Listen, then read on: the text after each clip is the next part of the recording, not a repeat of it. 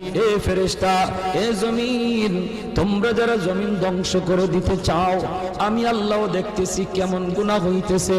যেই মানুষে আমি আল্লাহ এত আদর করে বানাইলাম, আসমান আল্লাহ বানাইছেন কুন ফায়াকুন বইলা, ফেরেশতা আল্লাহ বানাইছেন কুন ফায়াকুন বইলা, জমিন আল্লাহ বানাইছেন কুন ফায়াকুন বইলা, কিন্তু আমারে আপনারে আল্লাহ পাক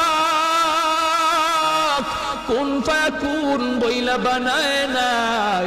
আমাকে আপনাকে যখন আল্লাহ বানাইছে, খালাকতু বিয়াদাইয়া, আল্লাহ বলে আমি আমার নিজের হাত দিয়া বান্দা বান্দিরে বানাইছি।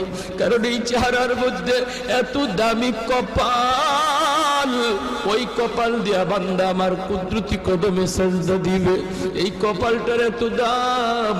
এই কপাল কুন ফায়াকুন বললে হয় না, এই কপাল ফেরেশতাদের হাতে বানাইলেও হয় না, আমি আল্লাহ নিজের হাতে বানাইছি।